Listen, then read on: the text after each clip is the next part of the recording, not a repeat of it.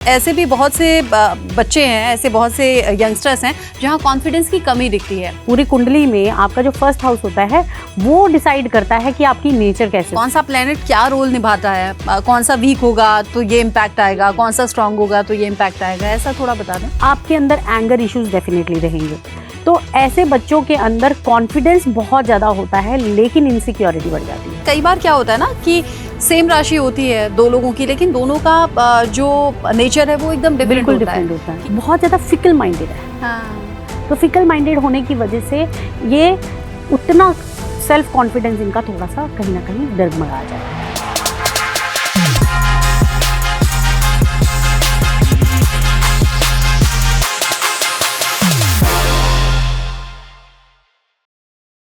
क्या आपको भी कई बार काम करते हुए लगता है कि मैं ठीक कर रहा हूँ या कर रही हूँ क्या? सेल्फ डाउट बार बार आपको घेर लेता है, कॉन्फिडेंस की कमी आपको लगती है, आप काम करते तो रहते हैं लेकिन कहीं ना कहीं मन डगमगाता रहता है। तो क्या इसमें आपका नेचर है या आपके प्लैनेट्स और आपके स्टार्स का बड़ा रोल है? ये आज जानने समझने की कोशिश करेंगे। मेरे साथ में खास मेहमान हैं, फेमस एस्ट्रोलॉजर और न्यूमरोलॉजिस्ट मान्या अदलखा मेरे साथ में मौजूद है। बहुत स्वागत आपका ma'am. Thank you so much. अगर मैं आज के यूथ की, आज की जनरेशन की बात करूं, एक तरफ तो ऐसा भी दिखता है कि बहुत ज़्यादा कॉन्फिडेंट हैं, बहुत ज़्यादा कॉन्फिडेंस भरा हुआ है, लेकिन वहीं दूसरी तरफ ऐसे भी बहुत से बच्चे हैं, ऐसे बहुत से यंगस्टर्स हैं जहां कॉन्फिडेंस की कमी दिखती है। तो ये क्या है? ये रैट रेस है क्या? एक दूसरे से कंपटीशन है क्या? ये कॉम्प्लेक्स आ जाता है कहीं से, या फिर ये हमारे स्टार्स होते हैं जो ये रोल प्ले करते हैं? तो देखो, जब बात करते हैं ना कि अभी आपने जैसे कहा कि क्या ये नेचर है, फियर आ जाना, इनसिक्योरिटी आ जाना, या फिर एक रैट रेस की तरह से जो है, जो हम बात करते हैं कि बच्चों के अंदर एक इंफीरियोरिटी कॉम्प्लेक्स आ जाता है। हाँ। वो क्यों आता है? That is not only the nature कैसे बनता है, वो भी सब प्लैनेट्स के थ्रू ही बनता है। अच्छा। जो प्लैनेट्स ने, क्योंकि जब जिस टाइम पे हम पैदा हुए हैं उस टाइम पे जो है स्काई में एक नक्षत्र थे, प्लैनेट्स अपनी अपनी जगह पे बैठे हुए थे। तो जिस समय पर हमारा बर्थ हुआ उस टाइम पे हमारे प्लैनेट्स किस जगह पर बैठे हैं और वो उसका इम्पैक्ट हमारे ऊपर किस तरीके का आ रहा है, तभी हमारी नेचर बनती है।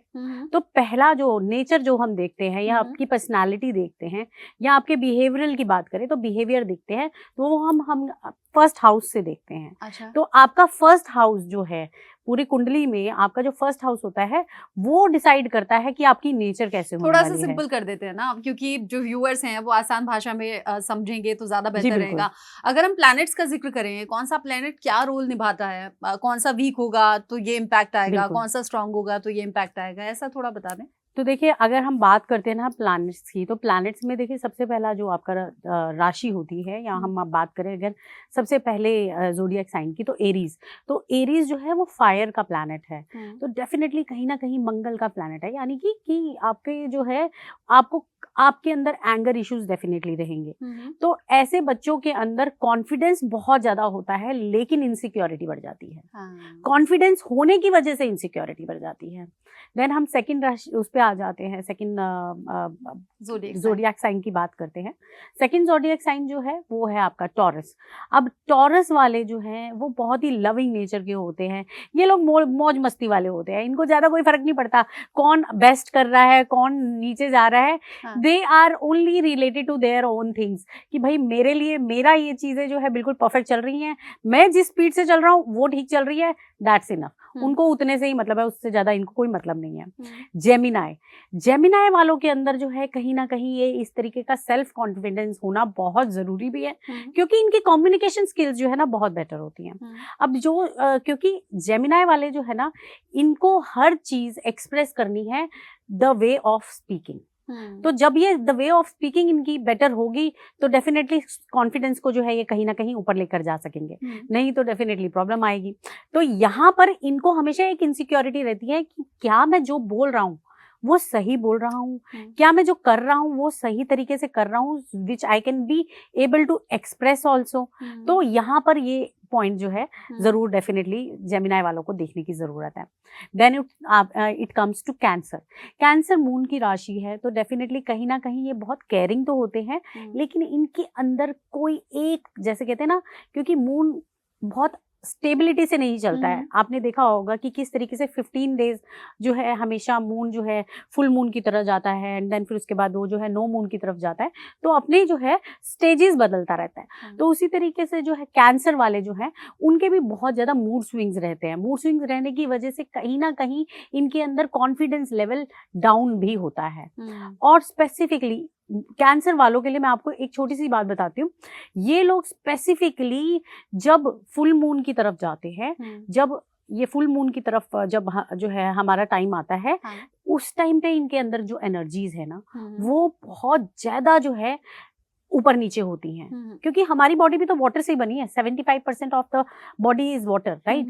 तो कहीं ना कहीं वो मून के साथ मैच होती है। अगर हम समुद्र की भी बात करते हैं तो उसकी भी जो वेव्स हैं वो भी मून से ही डिपेंड करती है। तो हमारे अंदर का जो पानी है वो भी डेफिनेटली, बट उसमें बैलेंस भी होना चाहिए ना। बैलेंस एक तरफ आप अंडर कॉन्फिडेंस जाए तो वो भी दिक्कत है, लेकिन अगर ओवर कॉन्फिडेंस भी नहीं होना चाहिए। एग्जैक्टली। लेकिन कैंसर वाले ना वो थोड़े से अंडर कॉन्फिडेंट होते हैं। Why? Because the thing is उनके अंदर मून की एनर्जी ऑलरेडी उनको काफी मिली हुई है। तो वो इम्बैलेंस कहीं ना कहीं होता है। इसको बैलेंस करने का भी डेफिनेटली मैं आपको बताऊंगी, इनके लिए बहुत जरूरी है बैलेंस करके चलना। तो इनके लिए बेटर है कि ये लोग जब फुल मून आता है ना उस टाइम पे अपनी मेडिटेशंस को स्ट्रॉन्ग कर लें, एफर्मेशंस को स्ट्रॉन्ग कर लें। तो उससे क्या है ना, ये कहीं ना कहीं अपने आप को बैलेंस कर सकते हैं। उसके बाद आ जाता है लियो। फर्स्ट हाउस में आपका लियो की राशि आ जाती है, तो you become a Leo sign. तो जब लियो जो है वो उसके जो एट्रीब्यूट्स हैं वो प्रॉपरली सन वाले एट्रीब्यूट्स हैं।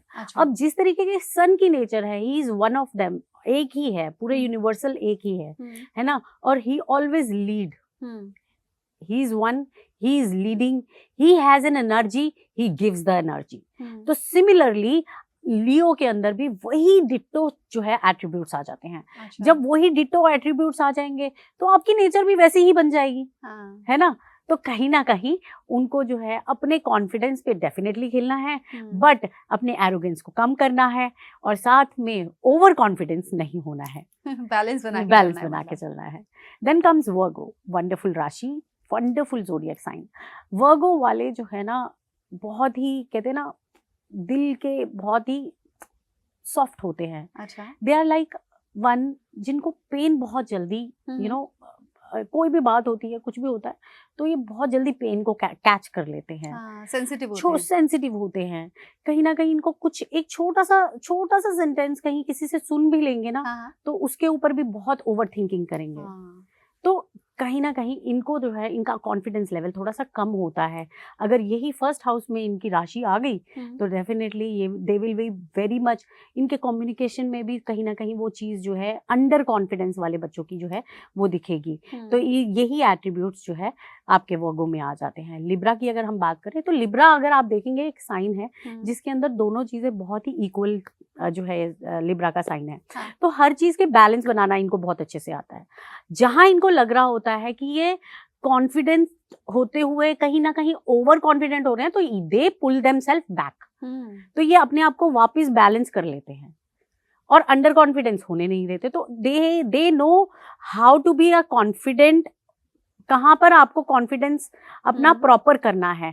अगर ओवर कॉन्फिडेंस जा रहे हैं तो दूसरों की वाइब से इनको पता चल जाता है कि भाई कुछ तो गलत हो रहा है, तो let's go back to our normal routine.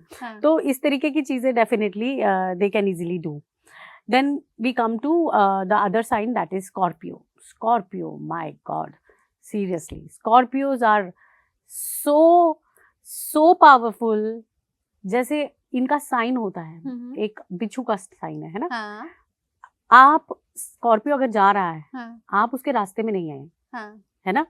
अगर आप उसके रास्ते में आए तो वो आपको काटेगा। सिमिलरली इनके जो एट्रीब्यूट्स है, इनके नेचर है, सिमिलर हैं। अगर वो अपने में मस्त है, अगर आपने उनको छेड़ा तो छोड़ेंगे नहीं। Then you have to see the repercussions. तो definitely उसके repercussions हैं। तो इसीलिए इनका बहुत क्लियर है। They are very confident. They know what they are doing. They know how to do the work. Everything is very precise, very practical. But yes, what they need to see is कि आगे आने वाला जो person है, बाहर से जो आ रहा है, he should not take any पंगा with them. नो पंगा विद स्कॉर्पियोज, बच के सो रहना है। या बच के रहे, that is very important. Hmm, Then goes to Sagittarius, very religious Rashi, very like very, this zodiac sign is very very humble, always a giver. हम्म, ये हमेशा देना जानते हैं. हम्म, तो इन फैक्ट मैं कहूंगी कॉन्फिडेंस इनमें बहुत होता है. They hmm. Are very knowledgeable people. हाँ हाँ अगर सैजिटेरियस के साथ आप बैठ जाओ, हाँ, so they are like the one कि आपका लक चेंज करते हैं. अच्छा इतना स्ट्रांग है। यस, इतना स्ट्रांग है. तो कहीं ना कहीं ये जो है जोडियक साइन है, they help others to change your life. So confidence तो अपने आप बराबर होना हाँ है ना. हाँ हाँ, नाउ कम्स टू कैप्रिकॉर्न. तो जब हम कैप्रिकॉर्न्स की बात करते हैं, हम्म, ये कहते हैं कि अगर तो मैं ये काम कर गया, hmm, means if I am capable of doing it, I am confident, hmm, otherwise I will not take responsibility. तो इनके काम के बेसिस पे डिपेंड करता है कि ये कॉन्फिडेंस रहते हैं, कि इनके अंदर कॉन्फिडेंस रहता है कि नहीं रहता है. अच्छा, अब ये पहले से ही समझ जाते हैं कि whether they will be able to do that work or not. If they have that confidence, इनका कॉन्फिडेंस ही उनके इस क्वेश्चन पे है, am I able to do it, if not stay away.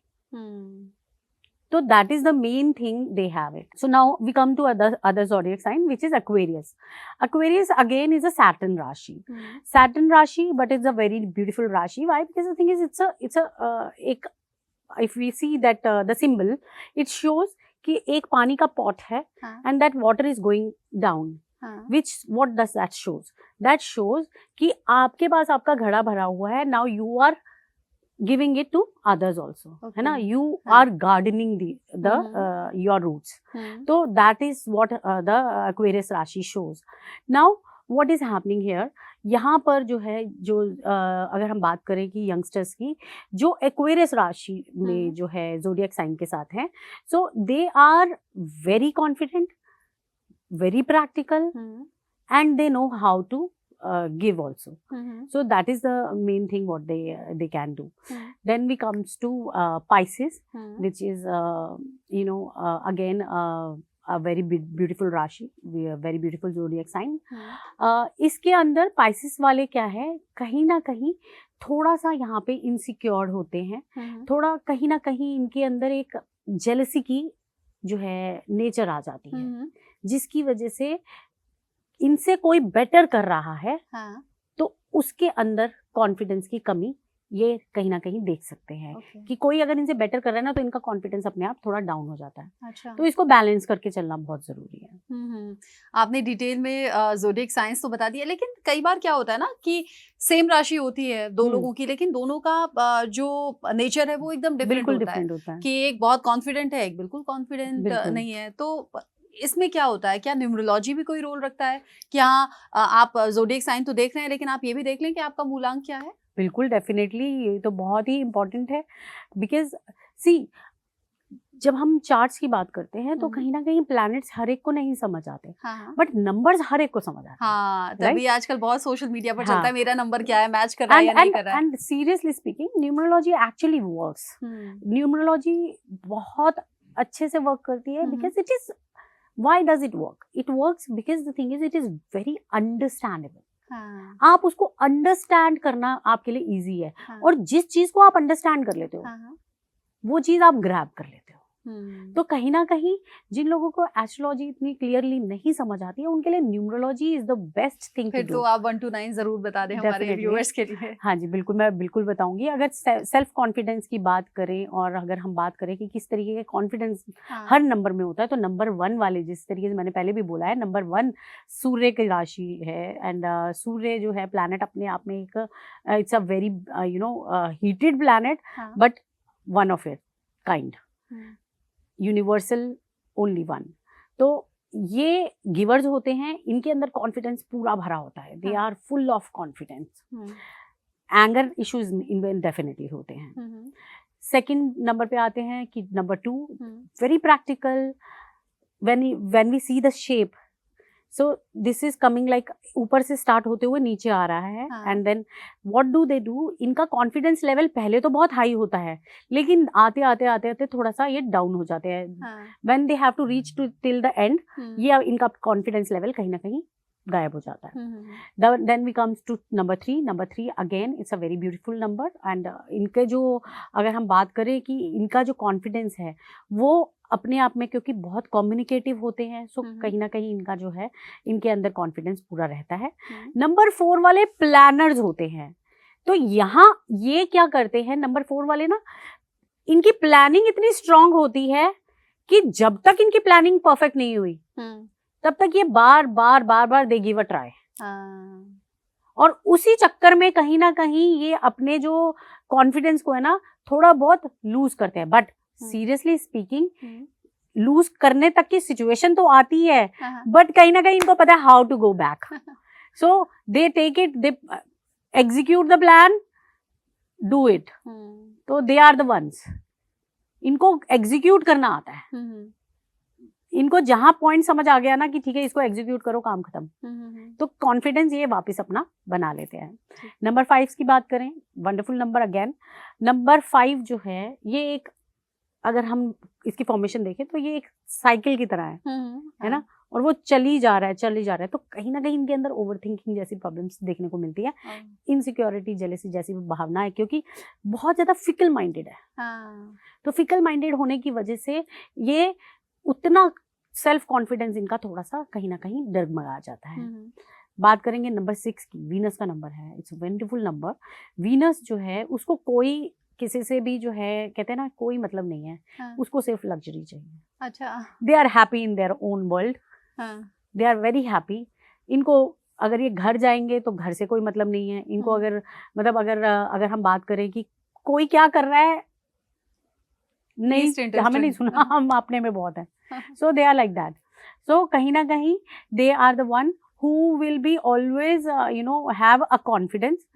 But when this number comes with other number 4 के सामने आता है, तो इनका कॉन्फिडेंस जो है कहीं ना कहीं डाउन हो जाता है. अच्छा जी.